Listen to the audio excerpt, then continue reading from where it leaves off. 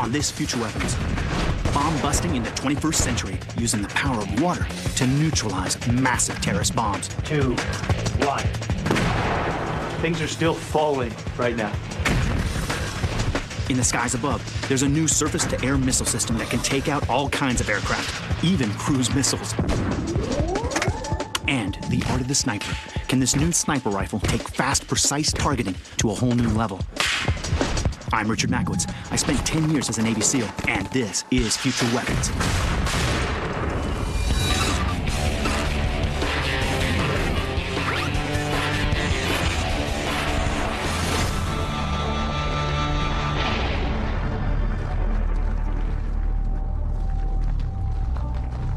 In this urban patrol exercise, I'm operating as the automatic weapons gunner in a fire team.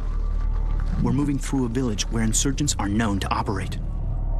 The rest of my team is armed with M4s, ideal for urban patrol, while I'm carrying the SAW M249 light machine gun, designed to put down suppressive automatic fire. The trade-off? This weapon can attract a lot of attention. What you've got to remember is that if you're carrying the SAW, you're carrying the big stick, and everybody in the neighborhood gets to see it.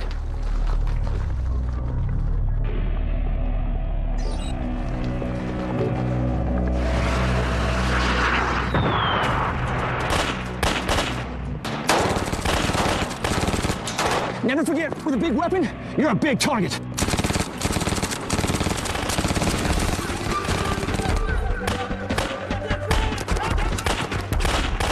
Now, I gotta run, get into position, find out where the shot's coming from, and put down suppressive fire. The SAW's job is to keep the enemy pinned down. It has a firing rate of nearly 800 rounds a minute. It's still a beast of a weapon to carry. It tips the scales at a mighty 19 pounds, and that's before you add up to 35 pounds of ammo. And when it's time to enter the confines of a building, you have to rely on your buddies to go in first. In a close-quarter combat situation, a SAW gunner has some critical limitations. I've come to the Mystic Training Center in New Mexico, the largest privately operated military training site in the United States. It's the perfect place to put present and future weapons through their paces.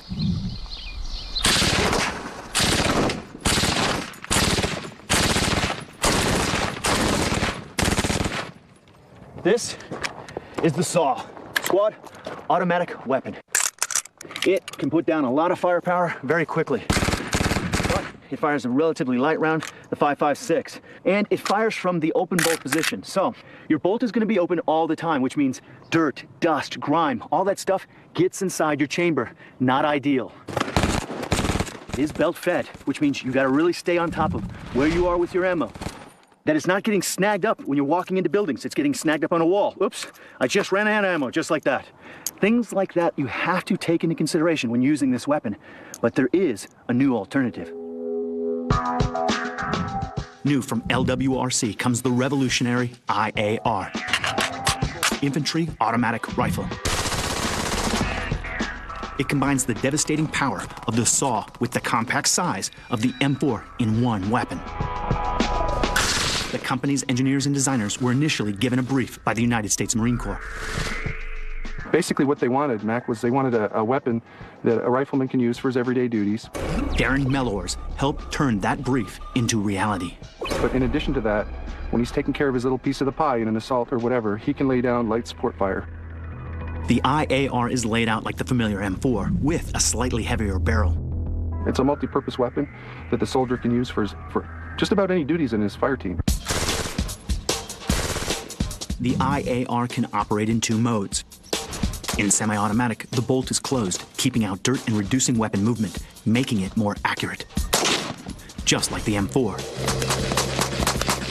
In full auto, the IAR fires the first round with the bolt closed, then the rest, like the SAW, from the open bolt position. This keeps it cool and minimizes jamming. It allows air to enter the barrel and close the barrel from the inside and out. Vice President of Engineering, Jesse Gomez, gives me a quick demonstration of the IAR's bolt mechanism. It also prevents you from having a live round in a hot chamber. You pull the trigger, bolt trigger goes forward, fires, and stays open. back. That's correct. And so the big advantage you get with an open bolt is it cools off much faster. That's correct. To show you just how much difference an open bolt can make when you're putting down rapid fire, I'm comparing the IAR with the standard issue infantry rifle. This is the M4. It's a great weapon. It's very accurate and very reliable. But there are some things you have to take into consideration when firing this weapon.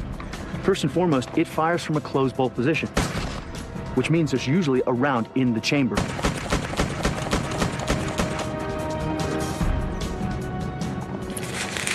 See that? That round could cook off, and that means basically the round could go off accidentally. Now, let's unleash the IAR in full auto.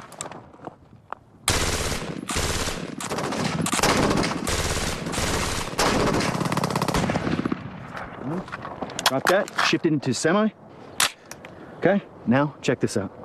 There. The bolt is cool, and there's no bullet in the chamber, so there's no risk of a round cooking off. I dare you to try that with a lot of weapons. Another advantage of the IAR is that it's magazine-fed, not belt-fed, so your rounds don't get snagged up as you move.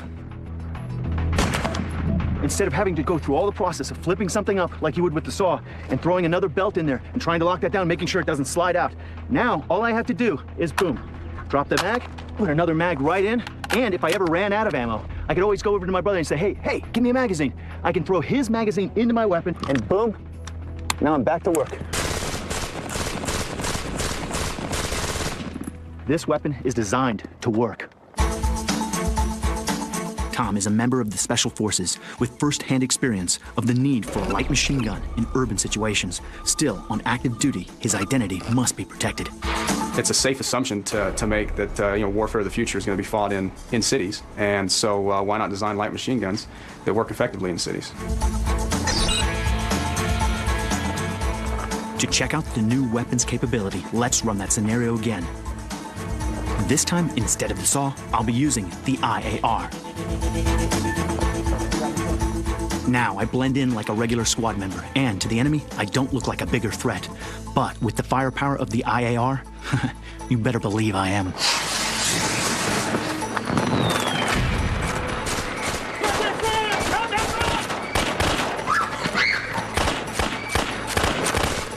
Just like that, I have the same volume of fire that the saw does.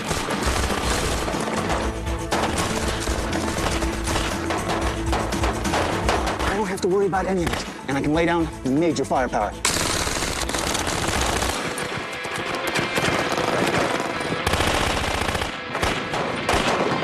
Because this weapon uses standard 5.56 magazines, if I run out of ammo, I can always get another one from my teammate. And just like the M4, you can easily operate the IAR inside a confined space. Now I enter the building just like everybody else, and take down the room, no problem. Coming up, fighting the war on terror by harnessing the power of water.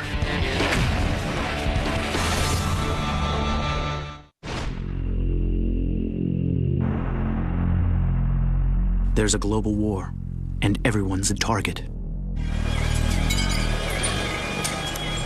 A backpack in a lobby, a bag on a train, the trunk of a car loaded with artillery shells. They explode without warning, with devastating consequences.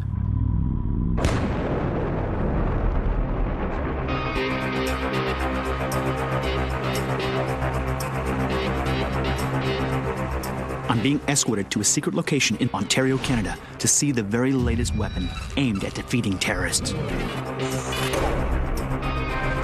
Its name is Aquaram. Hey brother, how you doing? Okay. Improvised explosive devices are the #1 threat that the law enforcement and military agencies around the world face today. Terrorists are very passionate about using these kind of weapons to cause as much chaos and mayhem as possible. What's needed is a weapon that can minimize collateral damage and maximize safety. Produced by Canada's MREL group of companies, Aquaram is a unique tactical disruptor that tears bombs apart before they have a chance to go off. And it works by harnessing the power of the most common liquid on the planet, water. It's a critical compound in the building blocks of life. It flows. It's malleable. Most importantly, it's uncompressible. It's a perfect weapon to defeat a terrorist threat.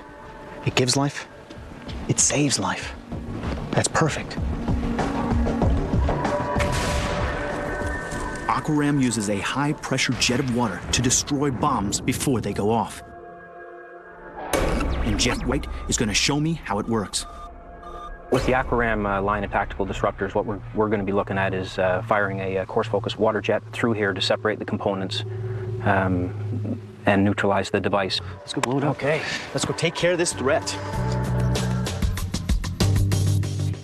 Bomb technicians are the unsung heroes of the war on terror.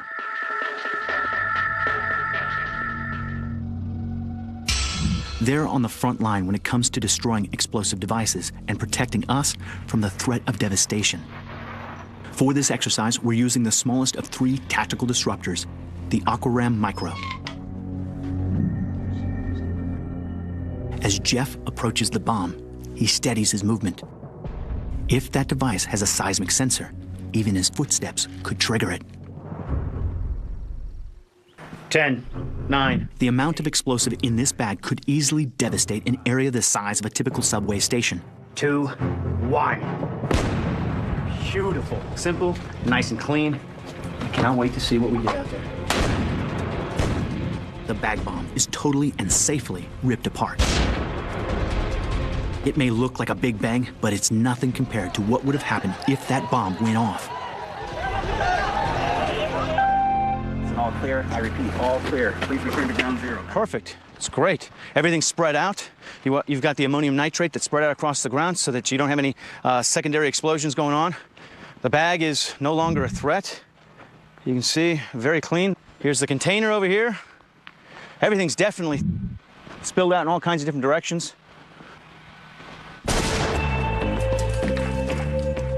Bill Bauer is the brain behind Aquaram.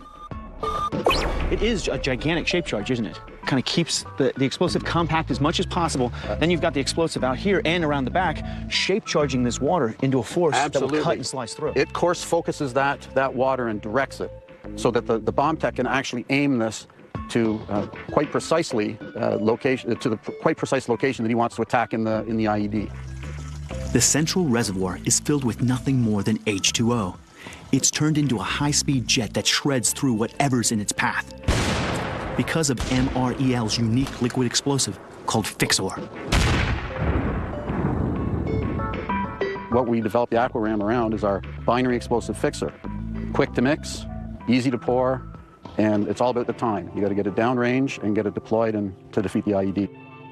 To maximize the explosive force that will drive its wave of destruction into the bomb, we have to make sure there are no air pockets trapped inside the chamber. All right, so just confirm that the caps are all tight. And there's the Aquaram Mini, ready to go. It's a beautiful day on the range, but we've set up a very deadly situation that military guys, explosive ordnance disposal technicians, have to solve on a day-to-day basis. Inside, we have the switch, which sends an electronic pulse all the way back to a nasty, nasty surprise. And what they like to use, artillery shells. These are 105s.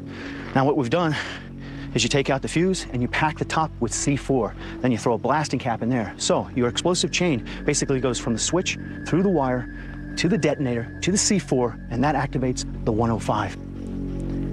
To handle this threat, you need a special weapon.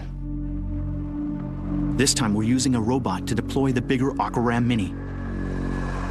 Obviously, this is much safer for the operator and allows him to slide the device under the vehicle for maximum effect. Remember, this test is with a real IED. The positioning of the device is critical. And how these guys decide precisely where to put it, that's classified. 3, 2, 1. Again, the IED is completely destroyed without detonating the explosives. Things are still falling right now.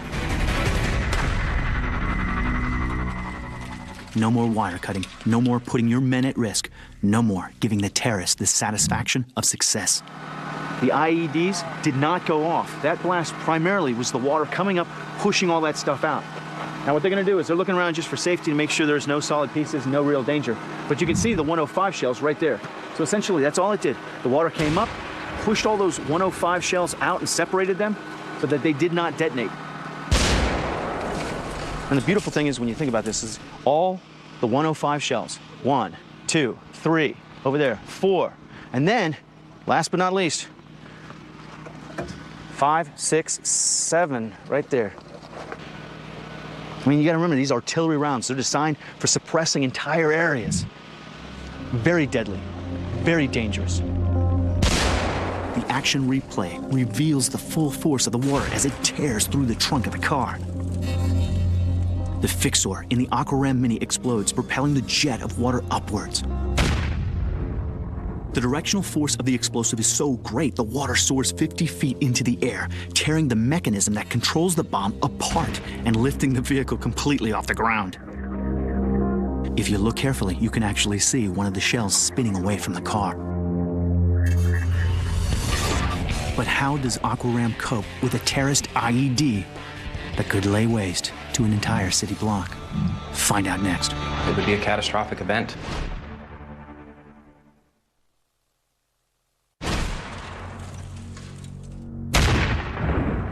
Aqua Ram uses water to tear bombs apart before they do serious damage. Specifically, it prevents the bomb's explosives from detonating, keeping the debris field and collateral damage to a minimum. This preserves evidence that could prove vital in hunting down the bomb builder. Anthony Clabo is a bomb squad commander with the Erie County Sheriff's Department. We have post-blast investigators that will come out, start sifting through the thousands and thousands of little bits and pieces, every little piece of glass, every little tiny speck of dirt, every nut and bolt, everything that we can find. I put that all together. There's an awful lot of evidence that's there that we can collect up and then hopefully go after the person that built it. Time for Aqua Ram's ultimate test. IEDs come in all shapes and sizes, but imagine the nightmare scenario of a container like this, packed full of explosives, then trucked to a location or shipped to a port. For the bomb tech that has to handle this threat, they have to be incredibly careful and absolutely precise. On this type of material, you're going to be the first to see. We've never fired multiple containers. Okay, so this is an exclusive. It is. It's the first time that we will have fired dual Aqua Ram Maxes. Terrorists could use this huge shipping container to create a horrendous explosion with devastating consequences. But not if Aqua Ram gets there first. How much trouble are we in? All right, well, you know what? We're in a lot of trouble. We are.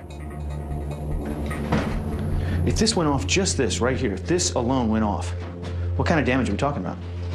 Well, I'll just simply state that it would be a catastrophic event. So catastrophic, it has the potential to wipe out an entire city block, killing thousands of people. So, let's get rid of the threat. That's it. Threat will be removed. This massive bomb is equivalent to over 3/4 of a ton of TNT, which means we have to withdraw to a safe distance just in case. Whenever you're ready, Mac. 10, 9, 8, 7, 6, 5, 4, 3, 2, 1. That is awesome.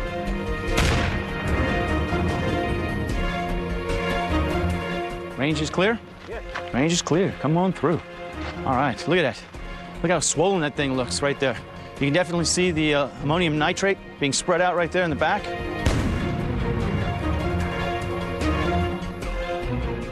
All the evidence is left intact, right? It's in there. That's great. But you never had a secondary explosion with any of the ammonium nitrate, so that's exactly what you're looking for. But look at that, that's fantastic. A gigantic hole, if I need to get inside there, no problem. Look at this, this is great. You got two of those big Aqua Ram Maxes going off, and this is it, you got water. Essentially all that came out of here was water. I mean, compared to what would have happened if those things would have gone off, all of this stuff would have been shredded. All of this stuff would have been sent flying in all kinds of different directions. The two Aqua Ram Max tactical disruptors are fired. The water rips through the container and out the other side. The bomb mechanism is destroyed so quickly, the explosives don't have time to detonate. It's fast, it's clean, and the evidence is preserved with minimal collateral damage, so you can see why it will save lives. This weapon system is designed to defeat a terrorist at one of his worst weapons that he's created. Absolutely. And with tools like these, we're putting them into the hands of bomb technicians and EOD specialists in the military, and hopefully we can take a bite out of this increasing terrorism. Coming up, the Army is buying thousands of them, so just how good is this new sniper rifle?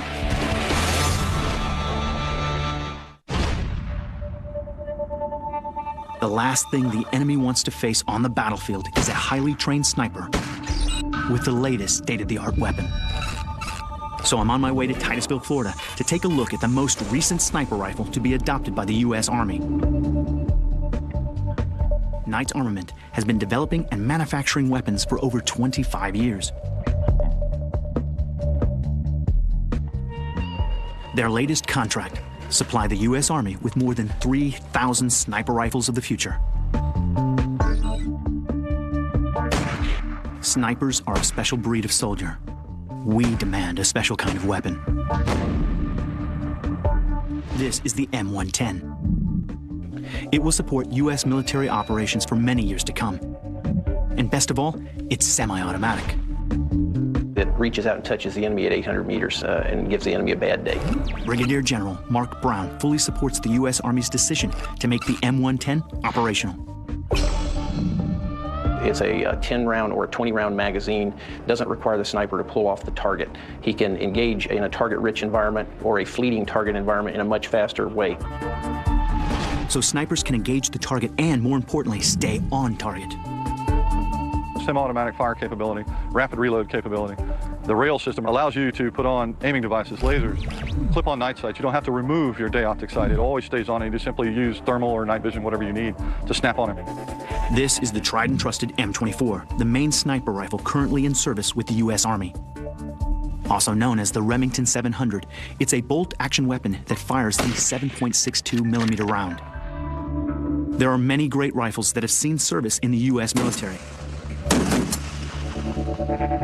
And nearly all of them are here at Knights Armament. This would be about 1942, 1941. So it was World War II, our main battle sniper rifle. Reed Knight is the mastermind behind the M110. He draws on his historical collection of firearms to learn lessons for his modern designs. This was a battle rifle, which is an 03. So it was World War II, our main battle sniper rifle for the U.S. What kind of range are we talking about? Probably 1,100, 1,200 meters. Wow. So it had good range. That's incredible. What about the optics, though? Well, the optics were hurting. I mean, you know, you certainly could not tell if it was friend or foe at those kind of ranges. This is the M21, but this was of the Vietnam era in the 70s. That was a good gun. Absolutely, and it was effective. It was accurate. Semi-automatic. That, you know, knew they needed it and everything else. But none of these semi-automatics were as good as the bolt-action guns. The bolt-action guns always had more accuracy, always had more reliability. So we haven't really changed the technology of the weapon. What we have changed in our battles is our target acquisition, our fire controls. I'm about to find out how well the U.S. Army's new sniper rifle performs. But first, let's see what the M24, the most common bolt-action sniper rifle in the field, is capable of. I've teamed up with former U.S. Army sniper Chuck Olson. Send them when you're ready. You ready? Ready. Send them. I'm going to fire 5 rounds at the targets as quickly as I can. Target. Target. Target. Hold 3 o'clock, 1 inch. Target. Center miss. Yep. Good to go. Good shoot. I hit all 5 targets in just over 10 seconds. Not too bad on the time, but the disadvantage is it is 1 round at a time. I have to use my muscles to adjust that, which changes my firing position just a little bit every time. So I've got to be really quick, and you've got to train to get your eye back on that target very quickly.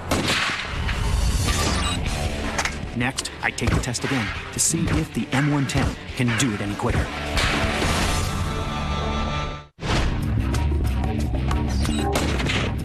The bolt-action M24, though incredibly accurate, has significant limitations in terms of its rate of fire. The U.S. Army wanted something faster, but just as lethal. The Army came out for a requirement for a rifle that they wanted that would be a semi-automatic, as accurate as possible, had to weigh under 15 pounds, had to have an intricate silencer to it, it had to have an adjustable buttstock, it had to have ambidextrous controls on it, and had to have a bipod. It does a very good job, and we're excited about doing it. Time to put the M110 to the test. I'll fire 5 rounds at 5 targets. Distance to the target is 220 yards.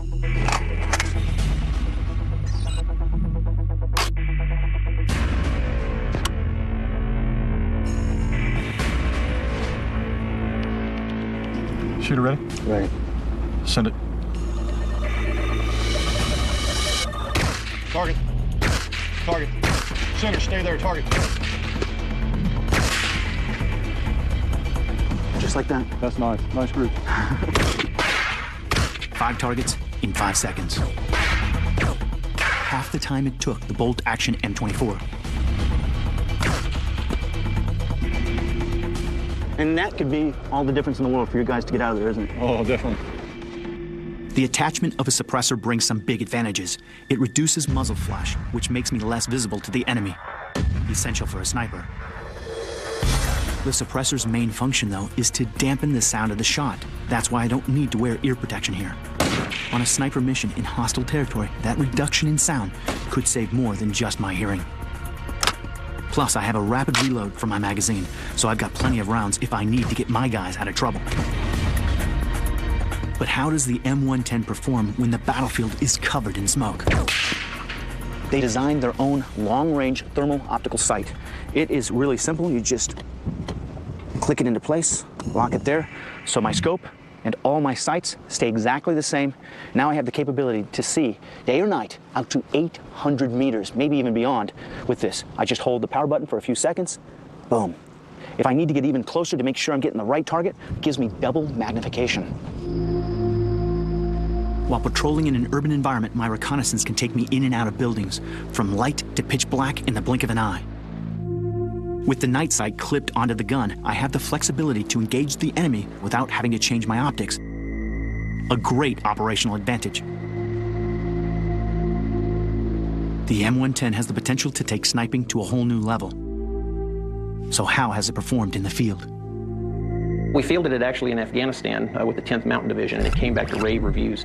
And so we're still completing the testing and wrapping up the testing, and we should expect to have it start fielding to the first unit equipped in 2009. I was definitely impressed. When you know how it's manufactured and the tolerances they're taking into consideration for a semi-automatic weapon, it's really incredible. Right. I've just seen how the sniper has a new weapon that can engage more targets with speed and accuracy.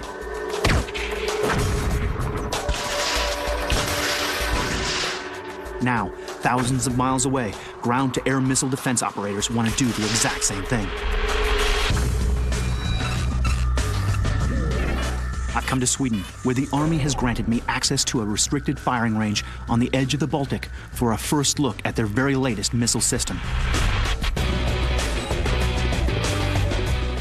This is the RBS-70, a portable missile system developed by Saab Bofors Dynamics. The basic system has been around for a number of years, but it's recently been upgraded to transform it into a true future weapon. Now it's effective against a much bigger range of ground and airborne targets, day or night. Today's fighter aircraft are multi-million-dollar supersonic technological wonders. As they become smarter, so too must the countermeasures. That's why the RBS-70 has to be able to take out anything from a tank to another missile. You can use it in the middle of a city, deploy on rooftops. You can use it in the field. The key to this new missile system is the longer range, higher altitude Bolide missile. Its extra striking range allows it to take out more airborne threats, even cruise missiles. Aki Soderlund has been working with Swedish air defense systems for more than 30 years. Over the years, things have changed a lot. From the original 5 kilometers, today we have 8 kilometer range with the Bolide. And you also raise the ceiling too, that you Yes. can go after targets up to 15,000 feet in the air. The most important thing is the capability of Bolide also to engage the very small targets, such as cruise missiles, UAVs. It's adapted itself for the changing environment that it's actually going to have to confront. Yes. The portable system uses sophisticated laser tracking. First, the operator trains the beam onto the target. Once the missile is fired, it tracks this beam all the way to the target. Because it's a one-way laser-based communication, it's impossible to jam. Not only does the Bolide missile have a longer range, but its proximity fuse can detonate in 3 different modes, effective against a wide range of targets. Coming up, a live test of the RBS-70 missile system.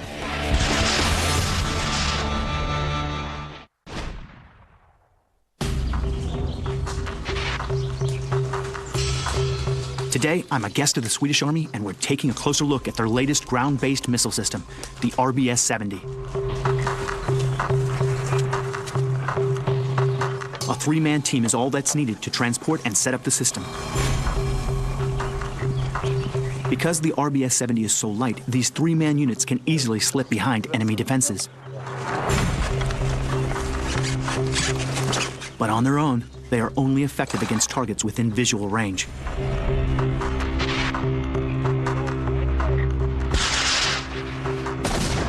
If your target is coming in fast, you need a little help. How do you stack the advantages in your favor?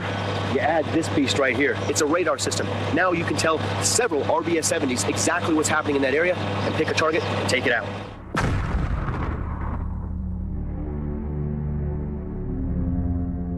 The Giraffe radar system can detect a target up to 25 miles away, long before it's within visual range. An identification friend or foe, or IFF, system automatically interrogates the target. Flashing lights indicate if it's friendly. If not, the launcher operator fires and directs the missile toward the target. Several Giraffes can combine to cover many square miles and give the guys in the field a clear picture of all aerial threats. But it doesn't stop there. In fully automatic mode, once it's identified the threat, it can work out which unit is in the best position to engage the target. Today, the RBS-70 is taking part in a live fire training exercise for the Swedish soldiers who will operate it and must deliver that capability on the battlefield. For these men and women, this test is not just about graduation. Some of them will soon be serving in Afghanistan with the United Nations. After 1,500 test firings in the simulator, it's time for their very first live firing at a real airborne target. This is also my first chance to see it in action. This is it. This is the real bad boy. It feels really comfortable to be able to use. You use the front sight here, kind of see where it's at, lock that front sight into the place, see it, then you would come right to the eye relief from there. So once you're here, my eye goes from here, seeing it generally in that place, then I come to this, that kind of represents the circle I see inside. Each launch tube contains a live missile ready for firing. Okay, and now I come over here, and this is my safety release, right? Yeah, you have the safety catch. This powers up the system? Now over here, this is how I stay on target with the laser. That's actually the control joystick for the gyro stabilized mirror, and that helps you track the target. And essentially, that's how I'm guiding in the laser and the missile into the target. Yeah, exactly. Wherever you have the crosshairs, the missile will go, and if you are looking at the aircraft with the crosshairs in between, you will hit the target. Absolutely. Yes. Today's target is a simulated enemy missile, a 9-meter-long tube towed 1.5 miles behind a plane. Each soldier has only one chance to get this right. If this was a real cruise missile and they missed it, the warhead would hit its target. 10, 9, 8, 7, 4, 3, 2, fire. Engage.